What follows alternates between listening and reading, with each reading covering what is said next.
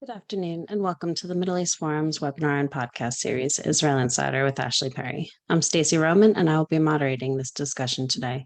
We are pleased to have Mr. Ashley Perry, advisor to the Middle East Forum's Israel office, join us here each Wednesday at 3 p.m. Eastern to update us on all the events going on in Israel.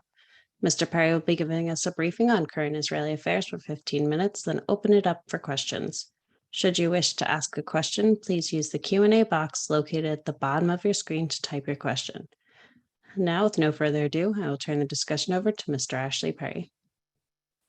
Thank you very much, Stacey, and good evening from Israel. Lots going on. We'll start with what was described in the sort of title for tonight's discussion, and that was the death and funeral of Al Jazeera journalist Shireen Abu Akleh. I'm sure most already know the details, that she was killed while Israeli forces were in Jenin, which has become a hotbed for terrorism, especially recently. Quite a lot of the terrorists who've murdered Israelis in the last few weeks have come from the Jenin area, and the IDF and other security officials have been conducting quite a sweep day and night, to a certain extent, of many of the hotbeds of terrorist activity. And what conspired exactly in Jenin is still not certain. What is certain is that the journalist died from a bullet to the head. As one can imagine, the Palestinians immediately blamed Israel, and they went into public relations overdrive, that it was 100% Israelis, that even that they murdered her in cold blood from a short range, and all these spurious accusations that unfortunately were brought up by at least parts of the world. Israel, being the democracy that it is, being, let's just say, a place where there's at least accountability, didn't want to jump to conclusions. They did say at first that it's more than likely that it came from Palestinian positions. They presented a few videos to try and further their point, but they, perhaps rightly so, in a gunfight of this manner, could not say unequivocally it was their side or the other side. They asked to do a joint forensic analysis on the body, on the bullet, on everything else for the Palestinians, but the Palestinians obviously said no, which leads many to believe and to wonder in Israel what they had to hide. They wouldn't share the bullet, even though the pathologist said that it's unclear who shot it, and there's no way they can unequivocally understand who it was. And probably we will not know for a while, one way or another. If ever, Israel is conducting its own investigation, but it's very difficult because it doesn't have access to many of the important pieces that would be necessary for such an investigation. But we'll have to wait and see exactly what happened. Probably some of the worst scenes that were broadcast around the world. I remember seeing it on France 24, and they were considering everything else that's going on in the world. They were showing this live non-stop in the corner of the screen was the funeral. And again, it was a lot of, they said this, they said that. What seemed to be clear is that the funeral procession was supposed to take place in a hearse to the burial spot, and that's what had been understood and agreed on. There were Israeli forces to make sure that there were no disruptions, but then it appeared that other people took it into their own hands, that decided they were going to take the coffin by foot, which would have been an almost gargantuan and impossible task. And then some rioters started taking advantage, standing behind the pallbearers and throwing at these missiles or whatever it is at the Israeli forces. And the Israeli forces reacted, and there were, which looked terrible scenes of the Israeli forces attacking even some of the pallbearers and others. And obviously that's what was shown, not what happened before. But it looked bad, but Israel is investigating it. And it remains to be seen exactly what will happen with the investigation. One has to understand what happens on the ground with what the terrorism that's gone on, with some of the nationalistic, as they call them, perhaps euphemistically, slogans that were sung during the funeral procession. One has to understand Arabic, obviously, to understand them, but things like "We will murder all the Jews" were sung during one of the funeral processions, and all that sort of thing. So, the place is on edge after the terrorist attacks in Elad, in Tel Aviv, and elsewhere. Israeli security forces are understandably a bit jittery about things like this, and one can imagine a funeral procession where people are chanting genocidal chants and throwing missiles, walking through an area populated by Jewish Israelis would make any security forces a little bit jittery. Did they act proportionally? Did they act correctly, especially with the world's cameras on them? One could certainly argue that point, and hopefully an investigation will look into it and see what could be done in a better way. What this means for internal Israeli politics is that, we've talked a lot about the 60-60 in the Knesset, and Ram being an extremely important member of the government, if it wasn't already before, the coalition. And quite simply, the more disturbances there are, the more scenes like we saw, and more on the Temple Mount, the harder it is for Ram to come to the government, especially Mansour Abbas, who really wants to stay in the government as long as possible. It's harder for him to make the case. It's easier for those who are against Ram's participation, future participation in the coalition, to come and say, this is going somewhere. We are our true partners, and our involvement in this coalition is meaningful for the Arab public. So these scenes don't necessarily mean too much for the average Israeli. It means a lot more for those watching international media around the world, but it does have a knock-on effect for local domestic Israeli politics. Some interesting developments in the security arena this week. Israel's Defense Minister Benny Gantz is in the US, as there are reports that an agreement, the JCPOA, could be returned to, could be signed, or something similar, the Iranian nuclear deal. But perhaps just as interesting is that the US Central Command Chief Michael Kurilla is in Israel, and not just in Israel because he's been around the region. But what is interesting is he was taken to what's called the bore. I guess the translation is the pit in the depths of the Kiryat, the Israel's defense ministry, and shown information, reportedly shown Israel's capability, and even parts of, I'm sure he wasn't shown everything, parts of Israel's strategy in what's called a worst case scenario. In other words, that Iran is making its way to a nuclear bomb. What is interesting about this also is that the US will take part in what has been billed as one of the most important drills in Israel's history. It's a month-long drill looking at all sorts of things, fighting abroad, fighting at home, fighting on the borders. But there is one very interesting element which is supposed to send a message to Tehran that Israel is also going to practice the ability to strike enemies further afield, and obviously that's a euphemism for Iran. And the US will be supplying petrol or gas supply airplanes, which is absolutely crucial because Israel would need such capability if it was ever going to have be able to strike Iran in multiple areas that would be necessary to, if they even dreamt to push back the nuclear program, let alone destroy it. So there's a very important message there. Perhaps the Americans are trying to push the Iranians closer to the table, but certainly from Israel's point of view, it looks good for them that the Americans are backing them, that the Americans are even taking part in their tactical and strategic plans and preparations for such a thing.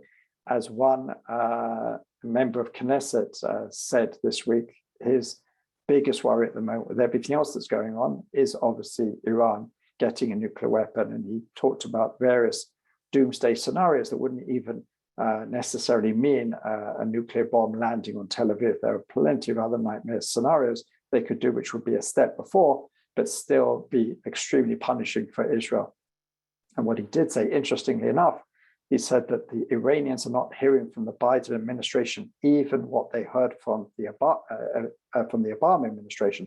He said, we're not even talking about what Trump said.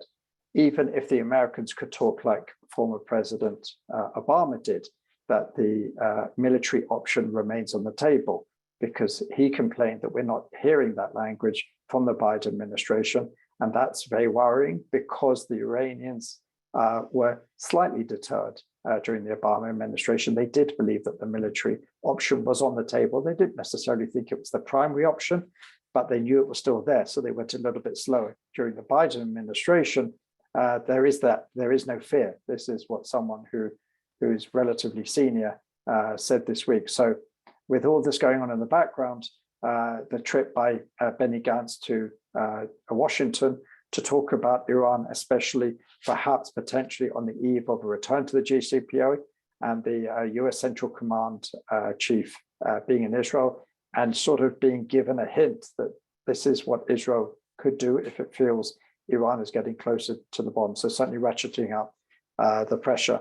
On the political front, it's also, of course, very interesting being in the Knesset, speaking to members of Knesset and their parliamentary aides from all directions.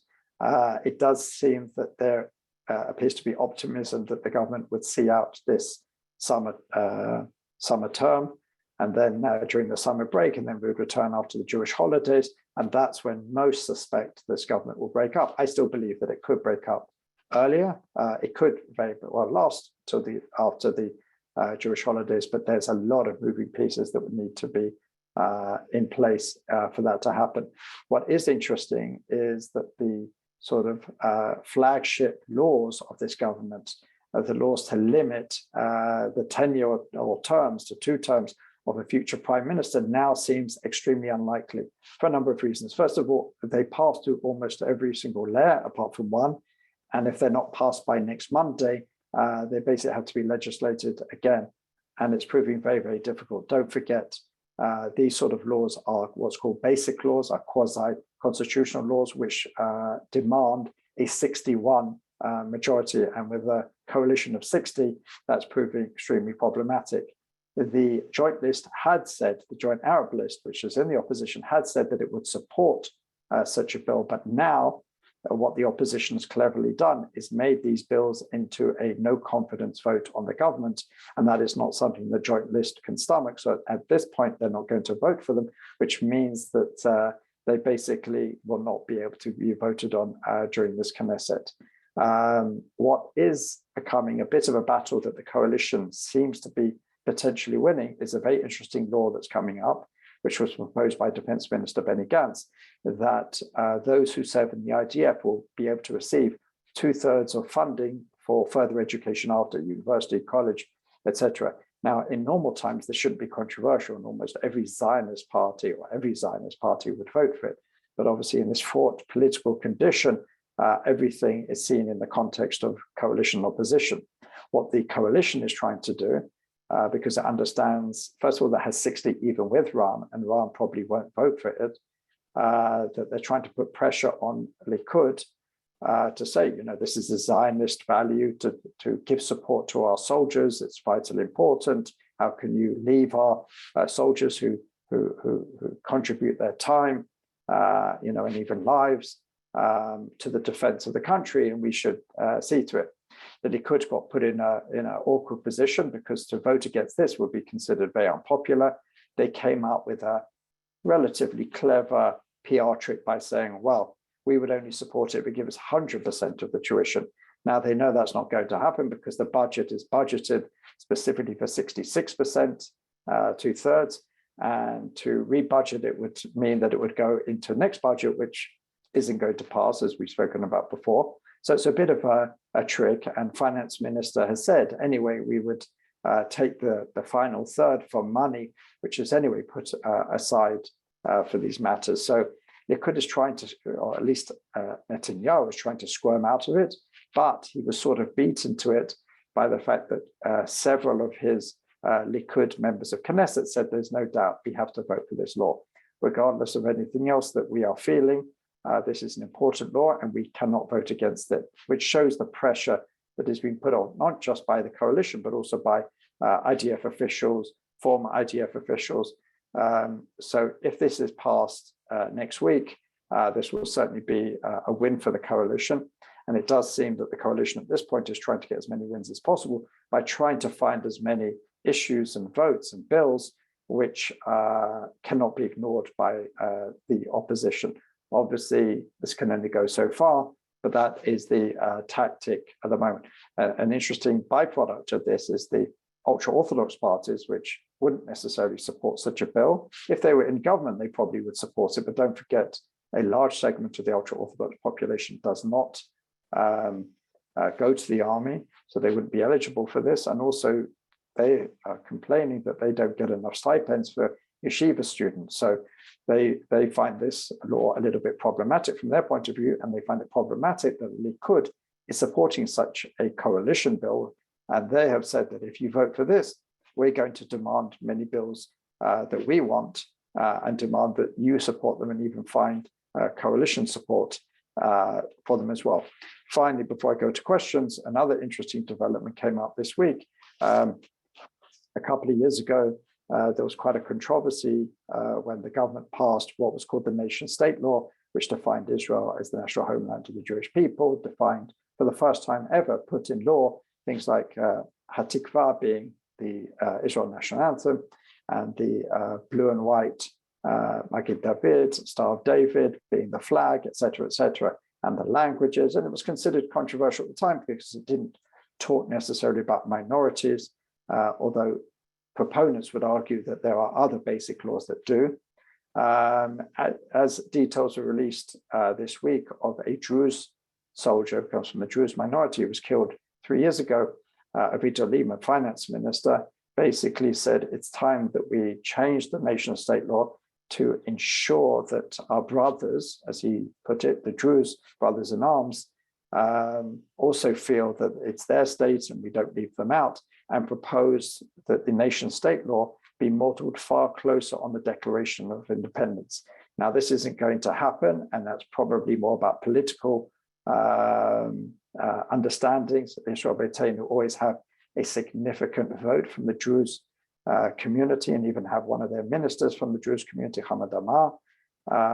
So it's probably more to play for that, because Yamina and New Hope, Gideon Saar's party, have said that they will not countenance any change to the nation state law. Obviously, Ram are disappointed if it doesn't come up next week. At the moment, it isn't.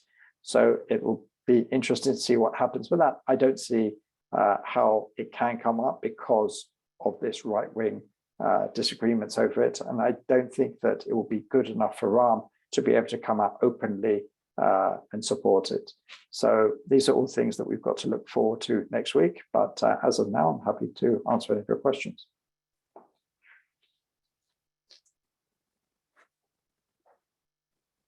All right, there we go. All right, thank you so much. Jacob Hirschman asks, can you please comment on Gantz's reported comment that Israel could be swallowed up following the reported WhatsApp post referring to an Arab takeover of the Negev and Galil as being not that far from reality?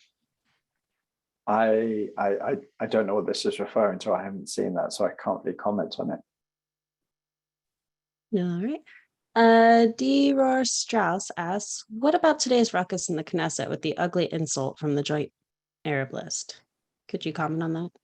Well, it wasn't from the whole list. It was from Ahmed Tibi, who's been known as a controversial figure for a while. It took place with I can't remember, Merav Ben Ari of the Yesh Atid party.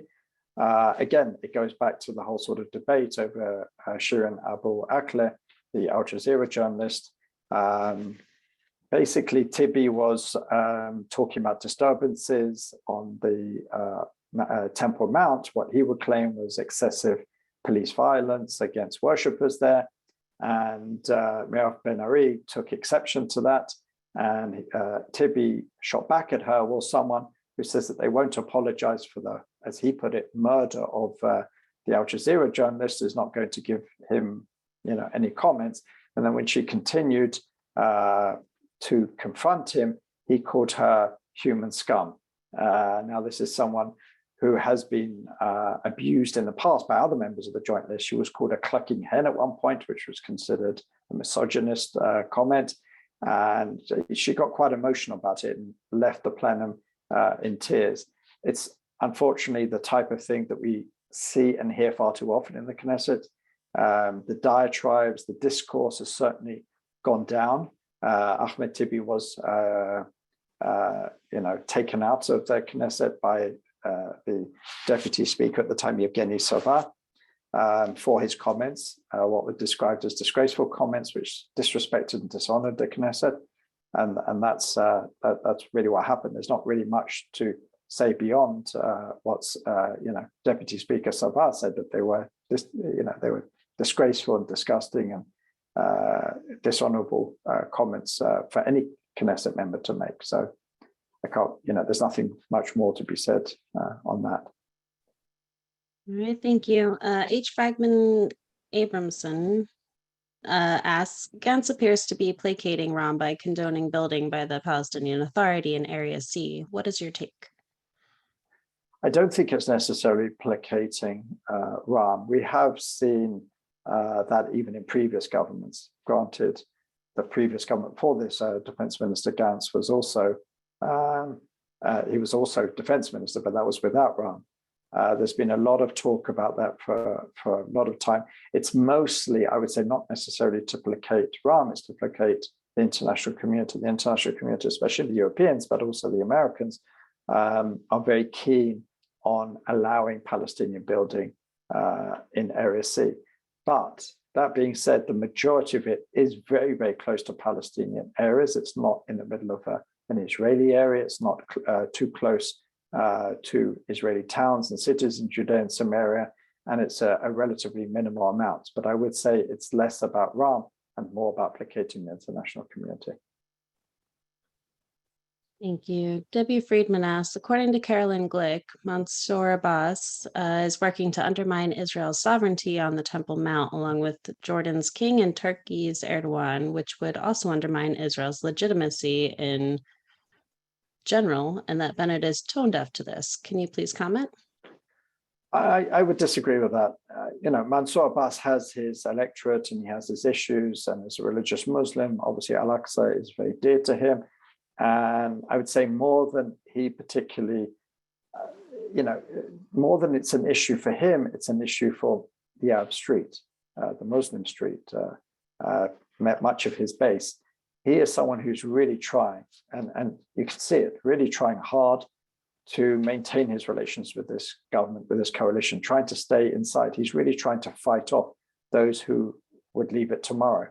I would say that's not necessarily the case. Behind the scenes, he's really trying to find solutions, moderate solutions for this. Again, he's not going to become a Zionist overnight. He's not going to become someone who believes that Israel is going to have more rights on the Temple Mount and the Muslim population less. But I certainly would disagree with that characterization he's working to undermine. If he was given a carte blanche, obviously, like many, if not most Muslims, he would prefer there be no Jewish visitors, or perhaps even no non-Muslim visitors, and certainly having no Israel security forces up there. But certainly, he's not from the hawkish side of Ram. He's more of the dovish side. He does want a partnership. He made very interesting comments today at Reichman University, where saying, partnerships between Jews and Arabs should be the end, not just the means to the end. We really need to work together. We need to find a way to work together. And I see most of the comments that Mansour Abbas, I should say, has made over the last year. Again, if we're wanting to become a passionate Zionist and agree with us on every point, well, there's plenty of Zionists who don't agree with many of the things that happens on the Temple Mount. So I don't think that's a fair characterization. And I think that him individually is really trying as much as possible to try and become a moderating force in Arab politics rather than the opposite. Thank you. Jess asks, will Ayman Udeh and Ofer Kassif face any repercussions for attacking a police officer? And will the Supreme Court ever back removing Knesset members who are against the idea of a Jewish state? Well, the first thing, there are investigations there are calls for the investigations, including from the Speaker of the Knesset, who certainly can recommend lifting immunity. It's quite a difficult process to lift the immunity of any member of Knesset. So there's quite a process to go through. So it remains to be seen exactly how far that process will be. And as I've touched on this before about the Supreme Court going against some members of Knesset who have not supported Israel being the national homeland of the Jewish people, unfortunately, that will probably continue just because of the politics of the situation, not necessarily the legality of the situation. There has been many members of Knesset from our parties who have called into question the legitimacy of Israel as a Jewish state, but they have not been removed from the electoral process. And I don't see that necessarily changing in the future. Thank you. A little off topic here. Carrie Hillebrand asks, what significance, if any, do you see with Hezbollah and its allies losing the parliamentary majority in the Lebanese parliamentary elections? Well, it's significant because Hezbollah has certainly been losing popularity with the economic situation. Don't forget the blast in the port in Beirut a while back. They're definitely hemorrhaging support, but one shouldn't overlook the Lebanese political situation. Is just going to be, it's not going to necessarily weaken them unless the other two blocs can work together, which remains to be seen. There's three blocs in Lebanese politics.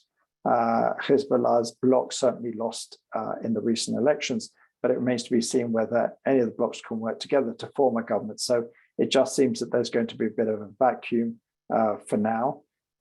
So it's certainly not good for Israel when there's a vacuum. It's not good when Hezbollah are in power in Lebanon either. It'd be great for Israel. It'd be great for stability and peace in the region if the other two blocs get together. But don't forget that Hezbollah is more than just a political party. It's a paramilitary force with a lot of strength, physical strength, military strength.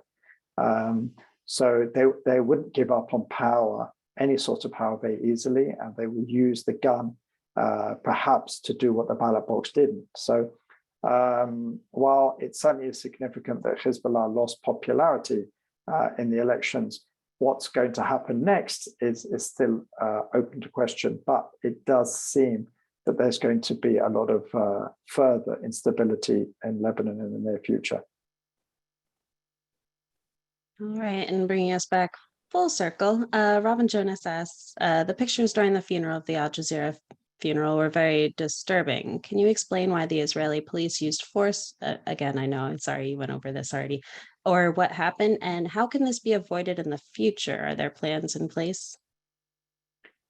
Well, there's no plans in place because no one could foresee such an event as this. But what the Israeli police said, and this is what they put out, that they had agreed with the family of the journalist that the procession would be the coffin would be in a hearse and it would be taken to its final resting place. And that's clearly not what happened. What they claim, the Israeli police, is that a mob came into the hospital and took the coffin and decided to try and proceed on foot. The Israeli police at the same time were then being charged and throwing things out, and they reacted. Did they react in the right way? That remains to be seen. There's an investigation ongoing. Were the pictures and the scenes, did they look bad on international TV? Absolutely. Did the many of the international journalists talk about or show the initial scenes of the coffin being taken and the rocks and the petrol bombs being thrown? Did they show the chants of the funeral procession where they called to murder Jews, knowing that the procession could go through a highly populated Jewish area? No. So the pictures that made the international media certainly looked bad, but they certainly weren't the whole story. But could the Israeli police have done better? Again, that's for an investigation to decide, but hopefully that they will learn lessons, because again, it's very, very difficult to foresee exactly what's going to happen. Could they have just allowed the whole procession to happen and been hijacked by rioters? Could it have descended into violence and even bloodshed? It's possible. That's certainly what the Israeli security and police forces worried about most. So they felt that they had to be on the ground. They felt that they had to have an understanding of the family.